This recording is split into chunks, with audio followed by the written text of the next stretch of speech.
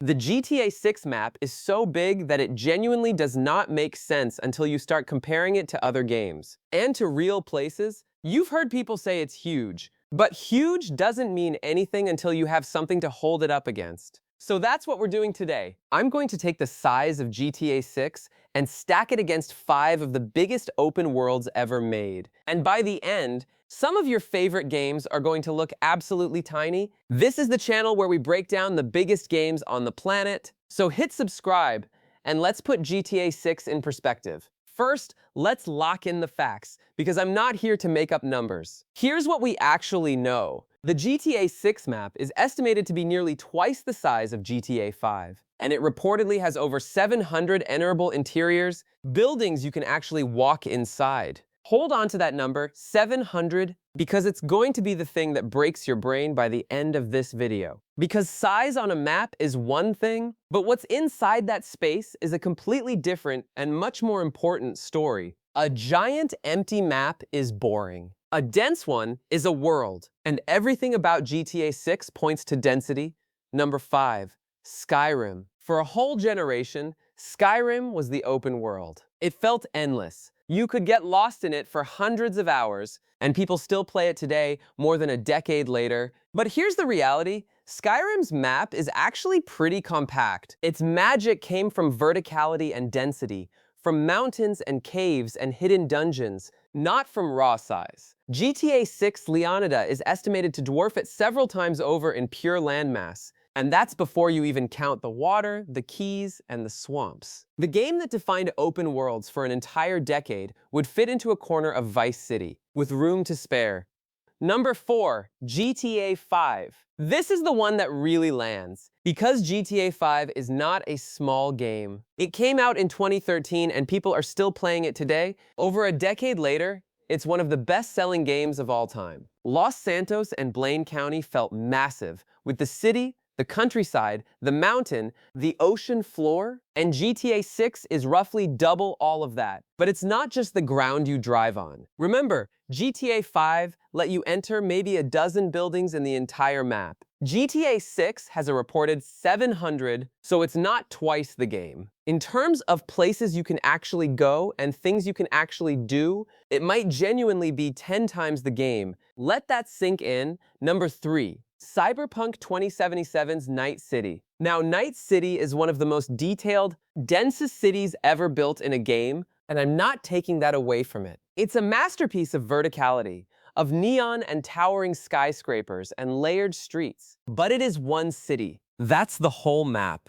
GTA 6 gives you an entire modern Vice City that rivals it in density and then keeps going into wetlands, onto islands, across an entire state with multiple distinct regions. Night City is a single incredible location.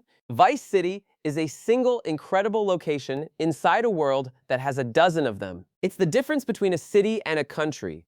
Number 2, Red Dead Redemption 2. This one hurts because Red Dead 2 might be the most beautiful, immersive open world ever made. Its world feels genuinely alive in a way almost nothing else does.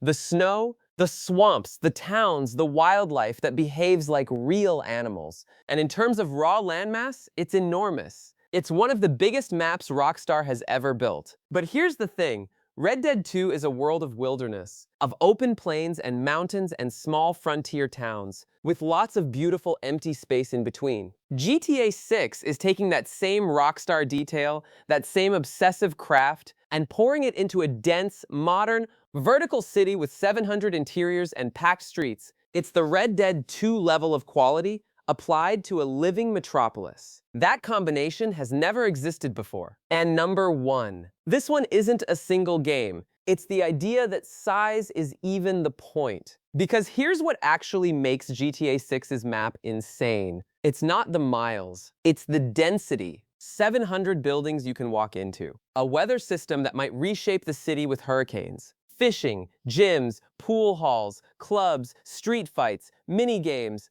Hundreds of characters with real actors behind them, traffic and crowds that react to you. Most open worlds are big and empty, a beautiful landscape you drive through to get to the next mission marker, and you forget the space in between. GTA 6 looks like it's building the exact opposite. A world so dense that the space between missions is the game. That is the thing no other open world has truly pulled off at this scale. And it's the reason this map is different. And here's something almost nobody factors in when they talk about map size: the third dimension. Because a map isn't just flat length and width. GTA 6 has skyscrapers you can go up, apartments and offices and rooftops. It has an ocean. And Rockstar's water tech means there's very likely a whole world beneath the surface too. Reefs, wrecks, and who knows what else. Just like GTA 5 had an entire ocean floor to explore. So when you hear twice the size of GTA 5, that's just the ground floor. Stack the interiors, the high-rises, the underwater areas,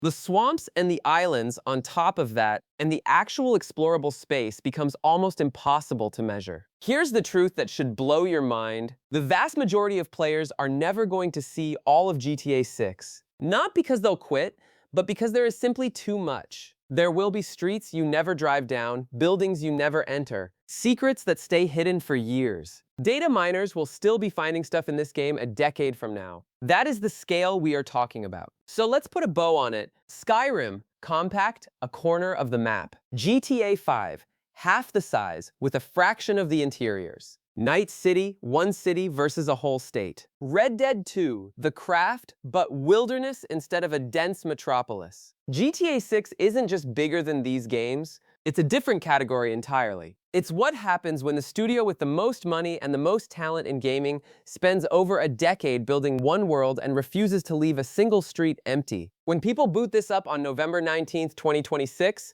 I genuinely think it's going to reset what we all expect an open world to be, and every game that comes after it is going to be measured against it. And that's the real takeaway here. It was never about winning a size contest. Plenty of games have made bigger empty maps. What no one has done is fill a world this large with this much life, this much detail, this much to actually do. Size gets the headlines, but density is what makes you never want to leave. And GTA 6 looks like the first game to truly max out both at the same time. That's why, once you've played it, going back to almost any other open world is going to feel just a little bit empty. And let me throw in a couple of bonus comparisons, because it just keeps getting crazier. Take Elden Ring, a game people praised endlessly for its massive, sprawling world. And it is huge, but it's a world of empty fields and long rides between points of interest. Beautiful, but sparse by design. GTA 6 is putting a fully simulated modern city into a space that big,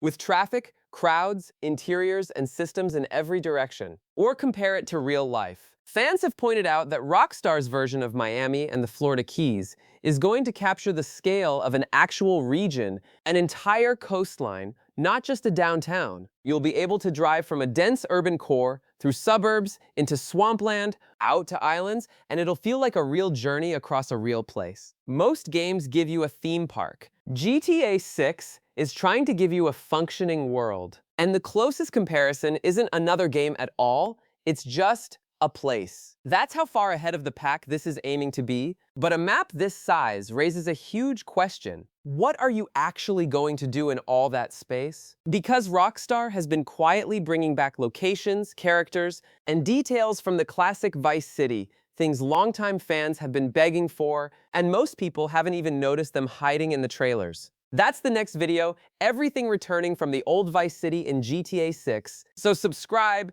ring the bell, and I'll see you there.